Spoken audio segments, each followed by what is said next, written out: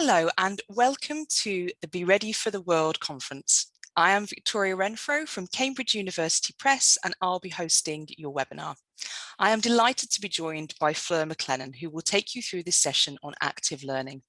Fleur is a practicing English teacher and an accredited teacher trainer with 20 years experience. Before we start, I just want to go through a few points with you. You may have noticed that your microphones are muted and they will stay on mute through the session to avoid any background noise. Fleur and I are both hosting this webinar from home, so if there are any issues with internet connection, please bear with us. There will be a Q&A session at the end of this webinar, so do post any questions you'd like to ask in the Q&A box as we go through. You can also use the chat box for any general comments, but please don't post questions for Fleur here as they may get lost in the chat. If you're having any technical difficulties with sound or video, please let us know in the chat and we'll do our best to resolve them. We recommend you use headphones to listen to the session for the best sound quality. We are recording this webinar and we will send you a link to the playlist following the conference, so don't worry if you miss anything. If you're unable to see the Q&A or chat icons, please hover your mouse over the bottom or the top of the screen and they should appear. And now over to Fleur. Thank you, Victoria. Welcome, everybody. I'm really glad to be here with you today. It's going to be a fantastic session. We're going to be looking at facilitating active learning. So even if you're new to active learning and you might be practicing it already, we've got something for you in this session today. It is interactive, so I will give you plenty of time to be able to put your thoughts down on chat, but be aware that I can only answer some of the things that come through at the time. So let's start, shall we? The aims of the session are quite simple today. We're going to really clarify what active learning means. We're going to look at the benefits of using it, and I'm going to show you some very simple and very effective ways of introducing it into your classroom. So there are three quite simple things to look forward to. But Tamsin, we do have a poll happening, so I was wondering if I can ask you to put it up. My question is for everybody. Do you use active learning in your lessons now? So we've got a quick poll. So fingers on the buzzers, getting ready to answer. Do you use active learning in your lessons? I'm interested to know. This connects to prior knowledge and it helps me understand where my audience is at. We're at 50% now, so the answers are piling in. Oh, fantastic. Do we have any trends starting? Oh yes, a very, very clear trend coming through. Okay, that's good. So hitting 60% now, we're nearly there. Fabulous. I like it when there's trends. There's always somewhere to go when you've got a trend in a poll. Also good to use in the classroom for assessment for learning. So you might think about putting a quick poll, maybe a hands up in your classroom to understand where your students are at. Okay, we're slowing down a little bit now. Okay. Just get the last answers in.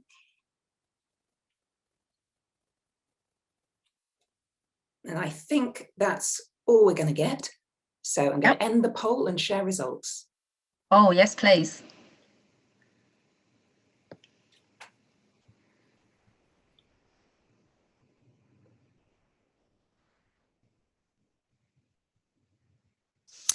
I'm not sure if you can see those shared results, Fleur. I can't. Well, what we've got at the moment is we've got 86% on yes. Oh, what a fabulous poll. What a great start. We've got 3% on no, and we have 10% on not yet. Yeah, well, there's always something to learn when you're looking at active learning. So I'm really happy with these results. This is really positive.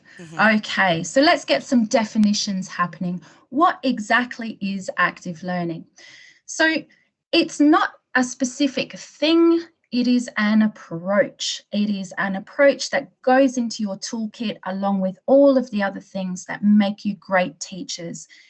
It looks at learners participating in the learning process and they build on their knowledge and their understanding. And that's the underlying principle on it, is building on prior knowledge.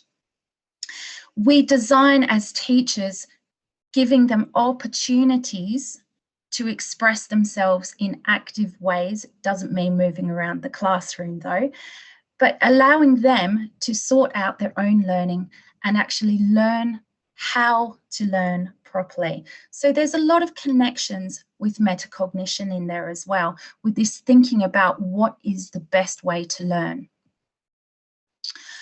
So just to summarize these points again, active learning is a student-centered process, and it focuses very strongly on how students learn, not just what they learn, because we tend to sometimes, when we get pushed for time, we go onto lecture mode and we teach the students content, but there is a better way of bringing it all together.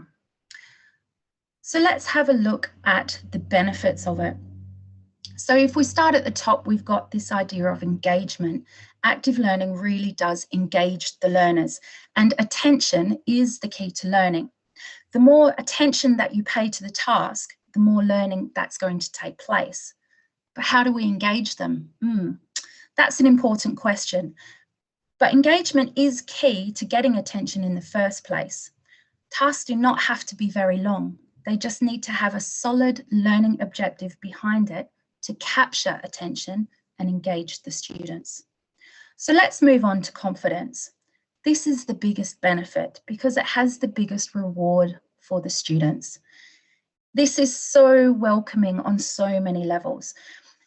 Confidence gives rise to better behavior and more aptitude in class. They want to be there, they want to learn, and more specifically, they want to take risks to try and get their learning right. So this builds into the idea of independence, self-regulated learning. We all want our learners to rely less on us and more on themselves. And there's lots of reasons why we want them to do this, because it's easier to give them the answers, and sometimes we don't allow them to have as much independence as we could, because we as teachers, we know what works. But sometimes, unfortunately, we don't also have enough time to plan with all the other commitments that we have to get that independence happening. The irony is, if you're not planning for your students to become independent, you're doing yourselves out of an opportunity to actually reduce your workload, because the students, by being independent, will be able to drive their own learning forward. And I'm going to model an example of this in the upcoming slides. So when they've got independence, what they're developing is critical thinking.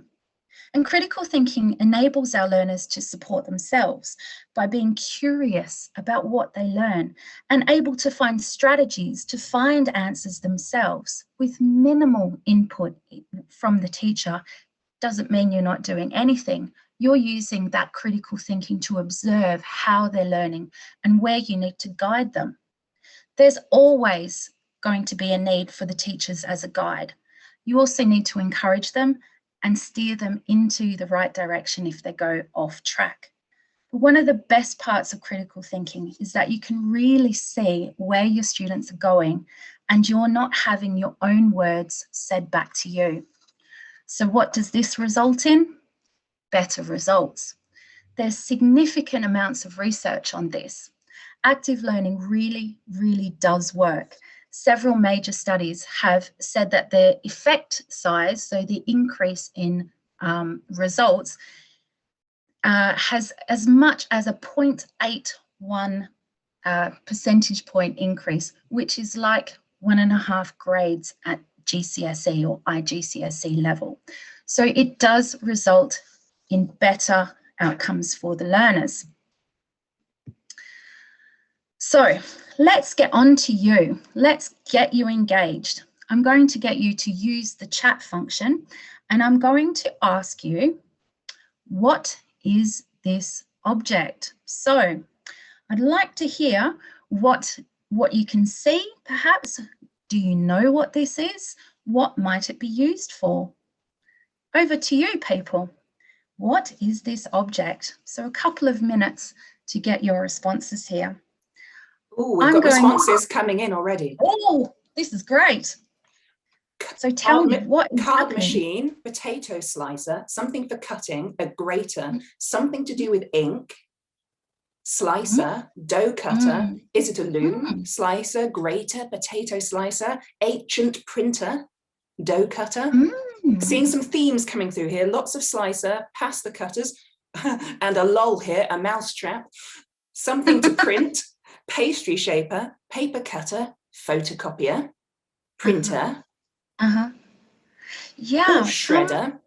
A shredder. Does this look like a new object or an old object? I'm getting old. And someone said it could even be a musical instrument. Some new, some old. Quite a lot of old. Someone says a mix of both. Actually, so if we just take those ideas together, so actually nobody got the right answer, but that's okay because your curiosity is piqued and now you really want to know what it is. This object that you can see is both new and old. The one you see in the actual photograph is quite recent by comparison. It's from the 1940s. So I'm going to talk about the activity rather than the answer. I'm going to keep you engaged and on tenterhooks here. So in this activity, if you put it into your classroom, a lot of students will say, I don't know, and they'll want to move on. So actually, I needed to perhaps change my question to engage you further. I should have asked, how might this object be used? But because you're adults, you naturally went for that answer anyway.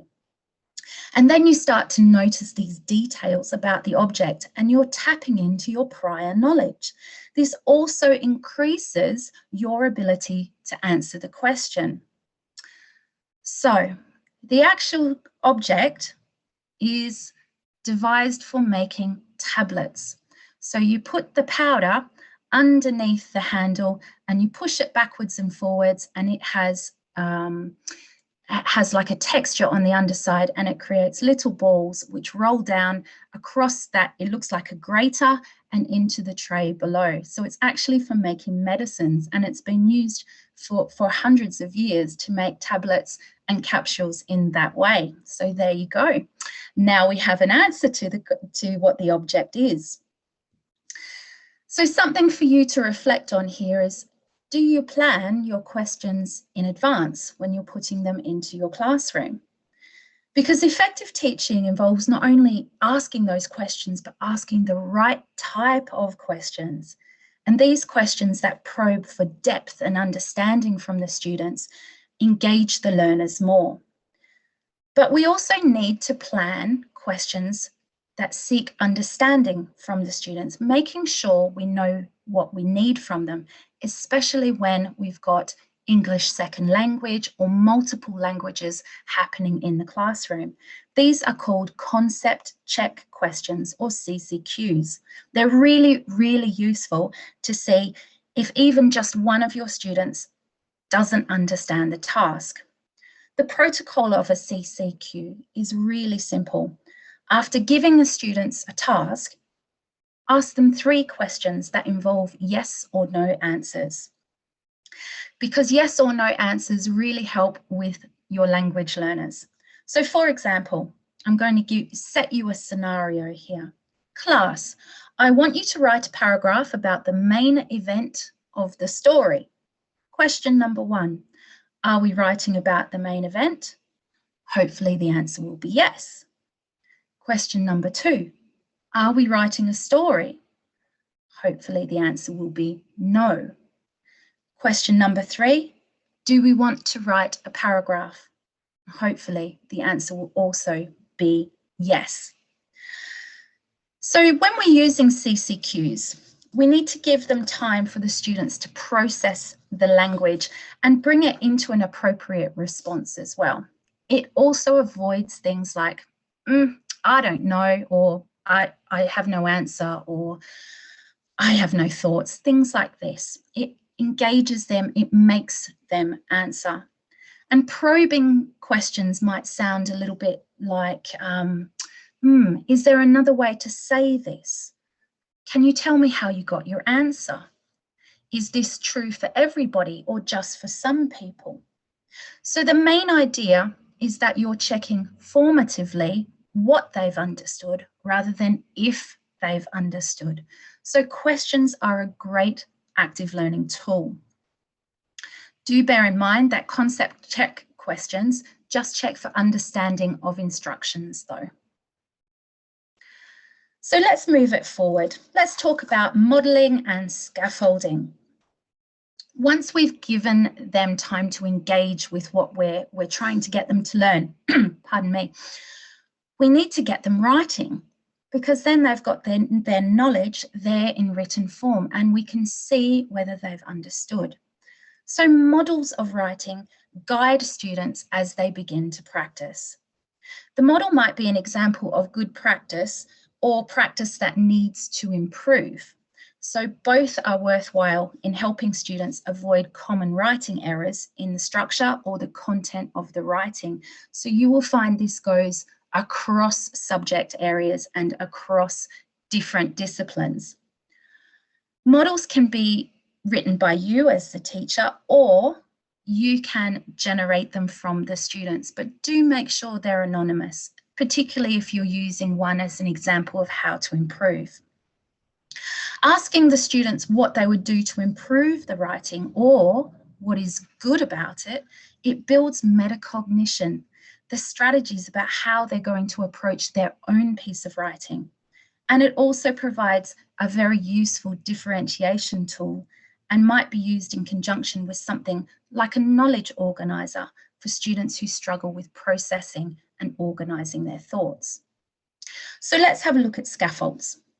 Scaffolds, on the other hand, are a tool to get more from the writing and to get students becoming more confident with the writing process. It can also be used with reading or with speaking. Importantly though, scaffolds gradually get withdrawn over time as the learners get used to what is competent and confident pieces of writing in their practice. So with both modelling and scaffolding, the teacher can be the one who models the procedures and the ways of completing the tasks. And it really works well for online learning if you're, like me, still doing your lessons online. It does work face-to-face as well. The strategies give the learners a way of listening to and observing the teacher for what is best practice by showing the students what the steps are in order to complete the task. This is another useful differentiation tool and really works well with students when they're working in pairs and in small groups, and that's called a think aloud strategy. So let's specifically look at active learning and writing.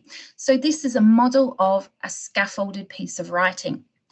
The technique is actually called front the writing, but we can call it whatever we want. In phase 1, on the left-hand side, learners engage with a question in a pre-writing task. And the idea is everyone must write something. This needs to be timed. 2 minutes, 3 minutes, it needs to be quick and it needs to be timed. In phase 2, group discussion takes place, where the students get to talk perhaps in a pair or a small group. And what this is doing, this discussion tracker in phase 2, it facilitates broader knowledge of the question and it gives the learners options to add on or refine their ideas further. The discussion should be timed as well so that everyone has the opportunity to speak, but so that the discussion doesn't lose momentum. Really important. A discussion tracker for students to note take during this time might include questions like things I want to add to my answer, ideas that support my answer, or ideas that contrast my answer. So at the next phase, phase 3, we've got a revised writing. And the learners are given time to revise, rewrite, most importantly, to improve their first answer using the knowledge collected in the group task. You would only have to model this scaffold to them once in order for your students to understand the process. Timing is really important. Phase 1 and phase 2, quite short as a time schedule. Phase 3 should be slightly longer because they're taking time to process that information and really get the best out of their writing. Okay, so let's get you writing. So we have another activity. This is a very simple strategy. See, think, wonder. So on the right-hand side of the screen, I have some letters and some symbols as well. So I'm asking you to make a snap judgment using chat. What do you see? What is the first thing that you see? I'm not looking for a correct answer. I'm looking for the very first thing that you see. So fingers at the ready, type away. What's the very first thing you see? I'm getting an I, illness. An I. Categories. Important. Yes, that's a good idea. A, leaf, number 1 and letter A. Letter and number, list, leaf, number 1, open parentheses and letter A, numbers and letters, leaf, letters and numbers, words and numbers, sequence, open bracket, answers the questions, pattern. Oh, so many coming through. Seems like a visual poem. Loneliness. Text. Someone's moving forward in their thinking. So my next question is for you on chat. What does it make you think? This might be a whole range of things. It might be confusion, don't know where to start. What does it make you think? What's coming through? Brainstorming, wonder, a poem about autumn, connect the dots, it's a code or pattern, out of the box, mind map, order, numbers and letters, think out of the box, jumbled up, shape poem, disorder, planning of a poem, riddle. Oh, how fantastic. It is a kind of riddle. And the more you delve into it, the more questions you're going to have. So please let me know, what questions do you have about this particular piece of text on the right-hand side? What questions are there?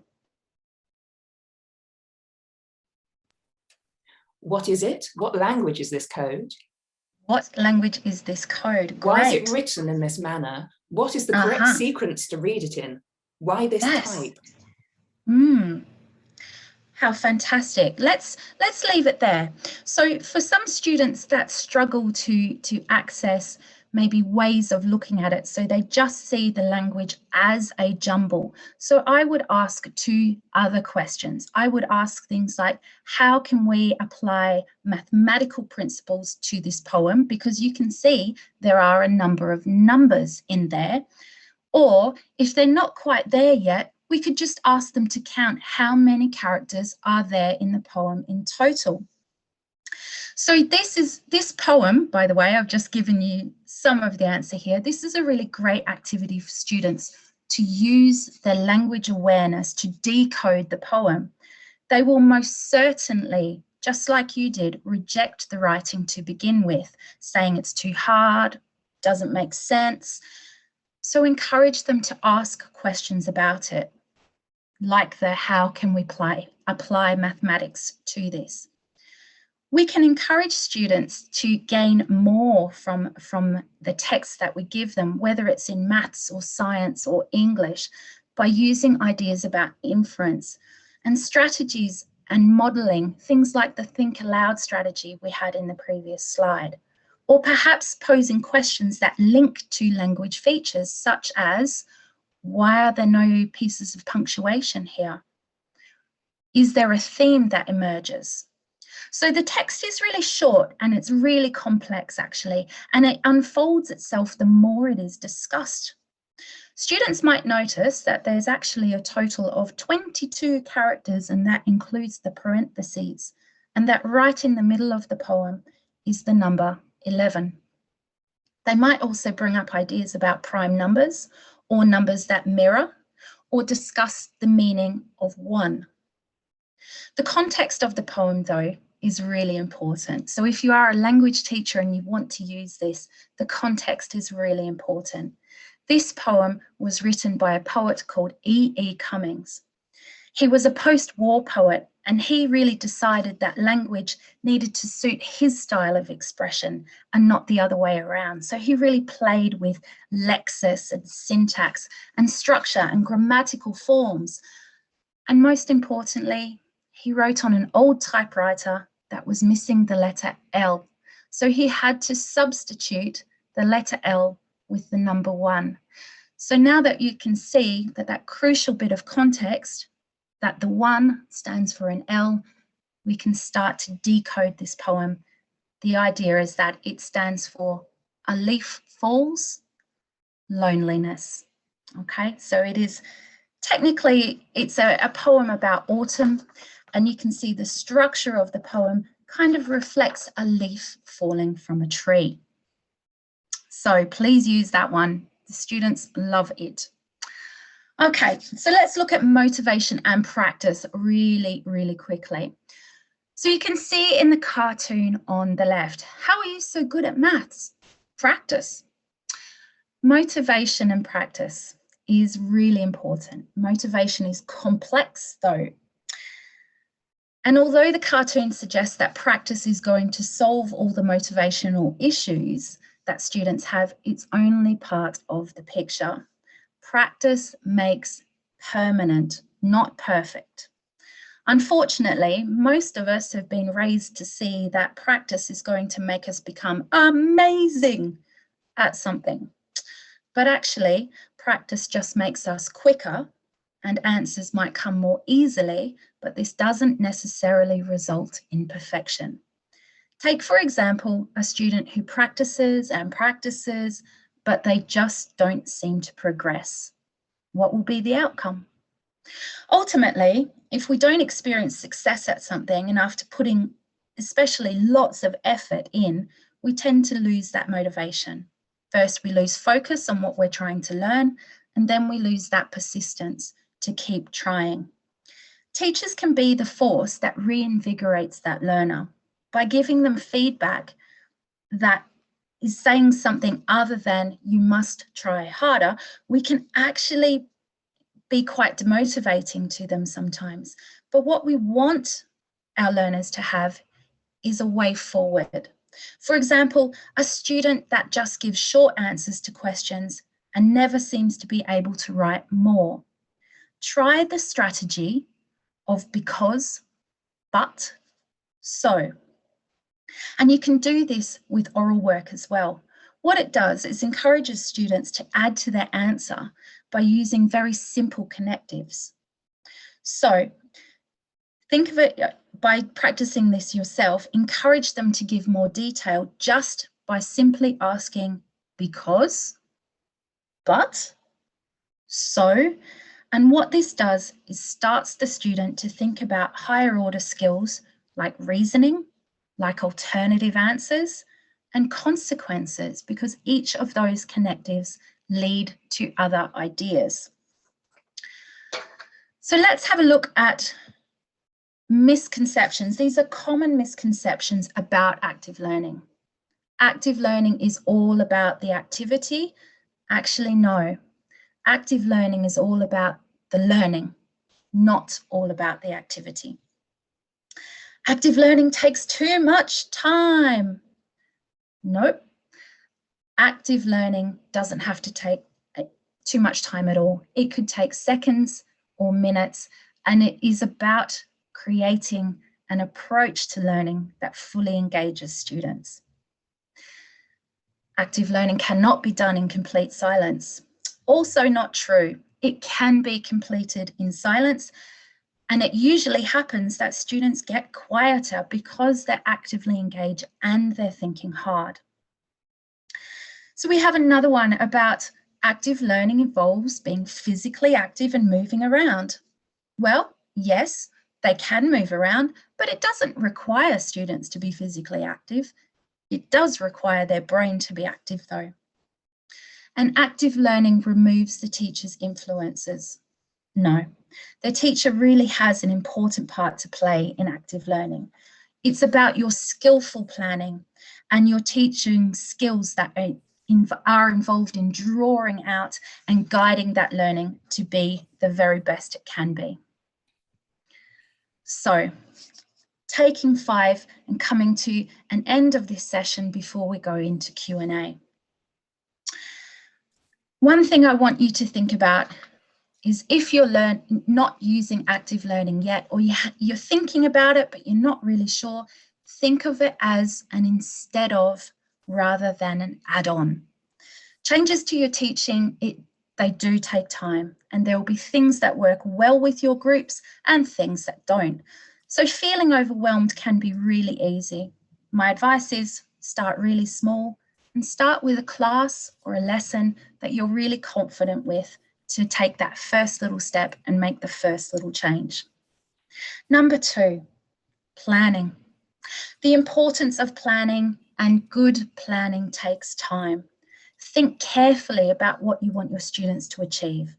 This does not mean that you need to fill all the time with exercises and activities for every minute. Do you want them to be creative? Do you want them to use a strategy? Discuss, hypothesize? Things like online learning and blended learning need not have a product produced at the end of every teaching session.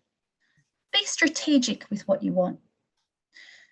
Think about how much marking you've got and how you can reduce it by making the learning smarter rather than harder. And if you have decreased marking, put your extra time into planning. Get those planned questions happening and give opportunities for the students to talk and learn from each other. Number 3, quality over quantity.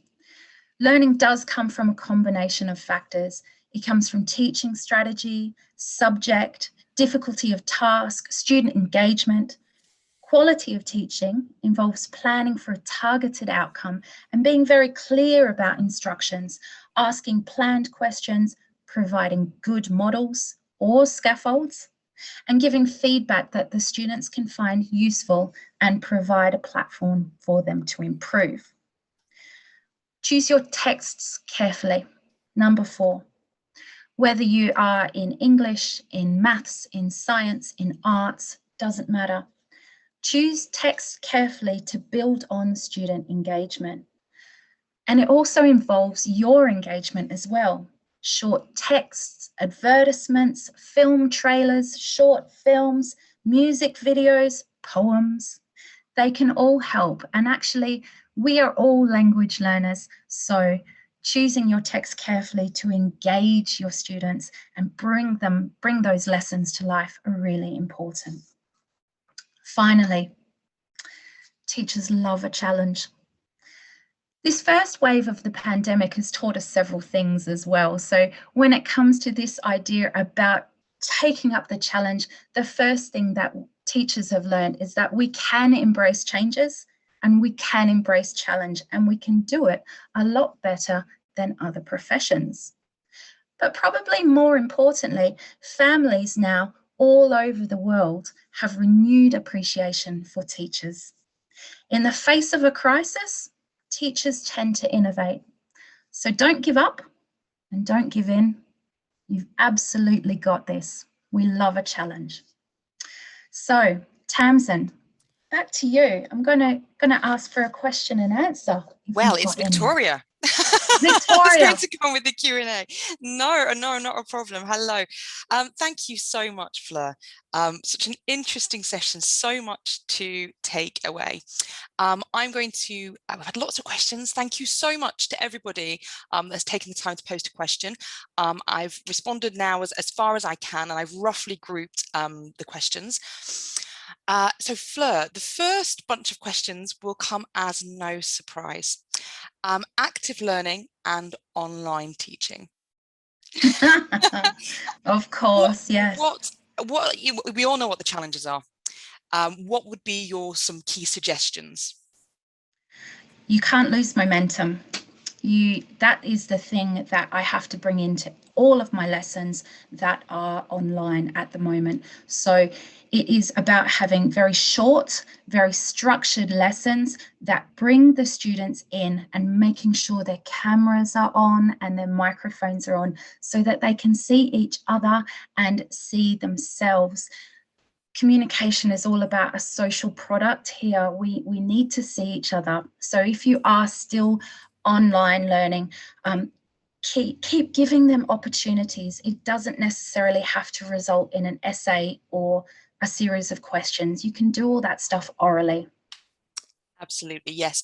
And there's there's so many technologies out there to facilitate active learning online, but you don't always have to use them. Sometimes simple is better. And as you said, it can be really simple activities that just get them thinking. It be effective questioning, which leads me to the next series of questions that we had. We had lots of questions about questioning.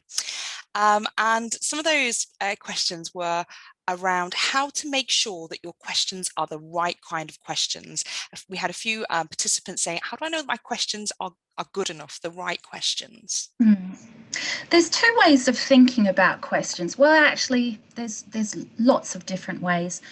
But when I'm teaching language, for example, I think of the way between understanding and intention. So I ask two questions. Did the author mean it, or would the author think it? And so this allows students to get in their own thoughts, because obviously you can't always interview the author, but did the author mean it? So that's something they can get from the text. Did the author think it? And that's a way of looking very simply at questions that engage more higher order thinking skills. Yes, we had a question about planning, and I'd say planning your questions is often the way forward, isn't it? And really thinking about what and how you want in what way you want your students to respond and what you're trying to get out of that. And whether it's a simple question to check they've understood the instructions, or whether it's more of a concept question that you're asking there. So I'll just show you, just on my desk here, this is my planning for today with my questions. Okay. That's great. So, yes. Yeah. Oh, how wonderful. I literally plan my lessons around the questions that I'm going to ask. Yeah. I think again, coming back to that, the question we had about planning, we had another question about planning, which I just answered in the chat, but that it's all about planning. And at the start, when you're unsure, you are going to spend more time planning. You're going to plan the questions, you're going to plan all of the activities, you're going to make sure it's just so. But the more confident you get with active learning, then that planning time reduces. One of the questions, more of a comment question that we had, was from an early career teacher.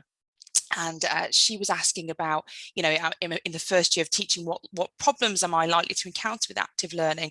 But I think that's not necessarily to do with the time that you spent teaching. If this is a new strategy.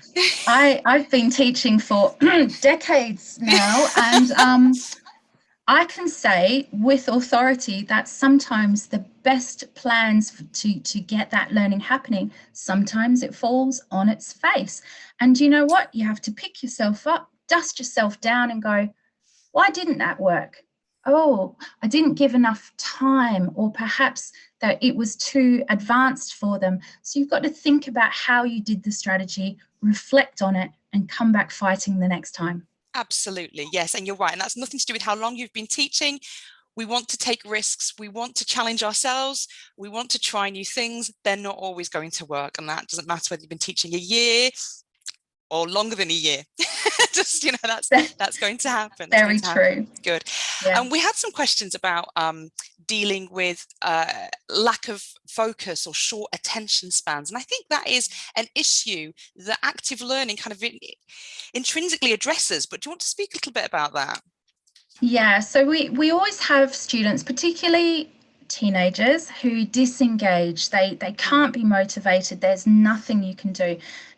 The thing that is about active learning, though, that when their friends start to engage, when their friends start to really enjoy the lesson, they find they're left out and they don't want to be.